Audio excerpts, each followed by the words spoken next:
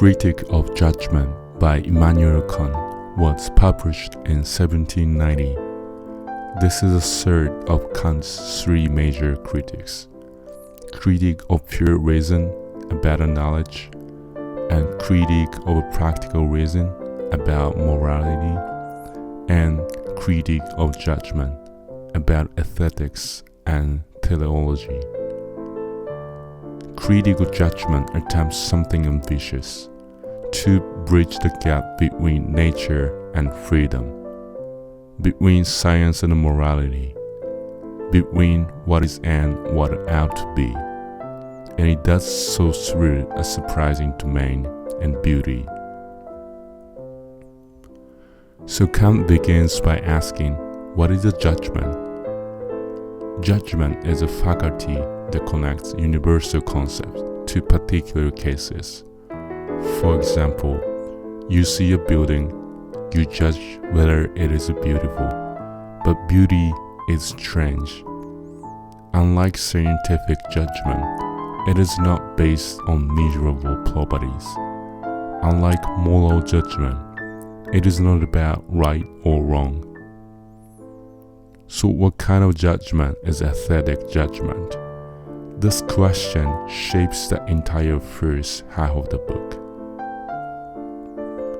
So Kant proposes four key characteristics of judgments of the beauty.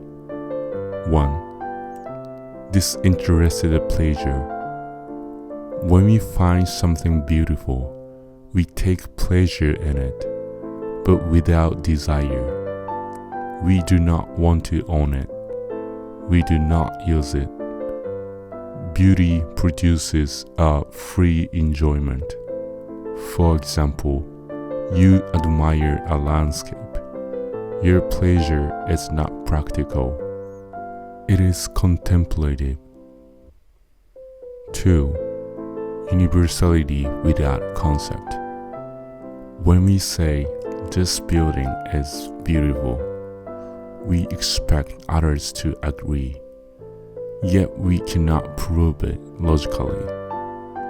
Beauty claims universal validity, but without a definable rule. This is the paradox of the taste. 3. Purposiveness without purpose. This is one of the Kant's most famous phrases. A beautiful object appears as if it were designed with purpose, yet it serves no specific function. It feels harmonious, coherent, balanced, but not instrumental. Form can be purposive without being utilitarian.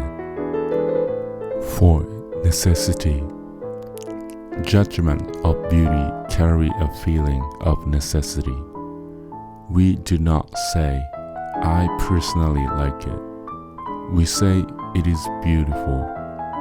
We speak as if the judgment should hold for everyone. The second major aesthetic concept in the book is the sublime. Unlike beauty, the sublime overwhelms us. It exceeds our capacity to grasp it fully. Kant distinguishes the two types. 1. The mathematical sublime. Vastness beyond comprehension, infinite deserts, endless oceans, the night sky. And 2. The dynamical sublime. Overwhelming power like storms, mountains, and thunder. The sublime produces a mix of fear and awe, but ultimately it reveals something profound. Human reason surpasses nature. Even if nature overwhelms our senses, our rational capacity allows us to conceive infinity. This idea influenced Romanticism and modern architecture's fascination with scale and monumentality. And Kant also explores artistic genius.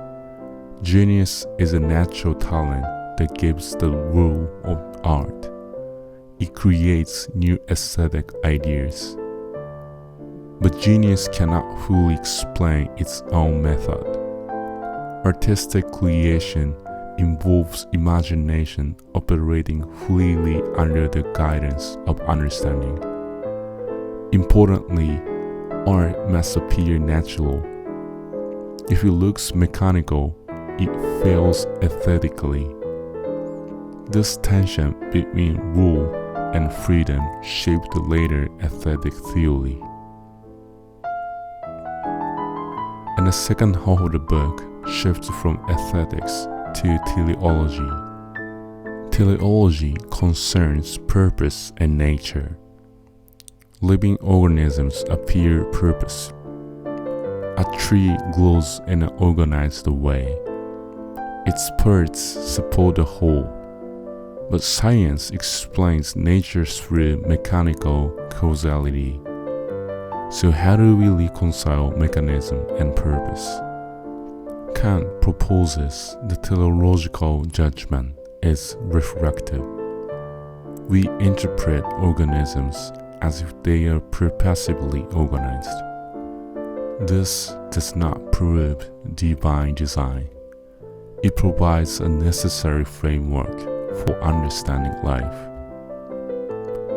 The ultimate aim of Critique of Judgement is reconciliation.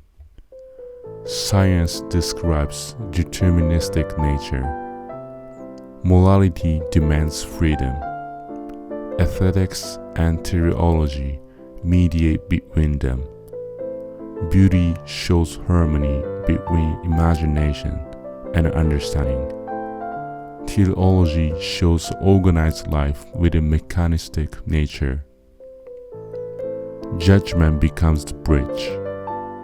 This synthesis is why the third critique is so crucial. It completes Kant's philosophical system.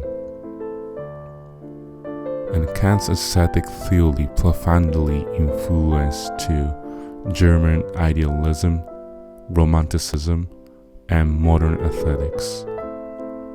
Architectural theory observed key ideas: autonomy of the form, disinterested contemplation, sublime monumentality, and formal purposiveness. The idea that architecture can be appreciated beyond the function owes much to Kant. Modern debates about formalism versus functionalism trace back to this framework. So let's summarize the core insights. The beauty produces a disinterested pleasure. Aesthetic judgment claims universality without concept.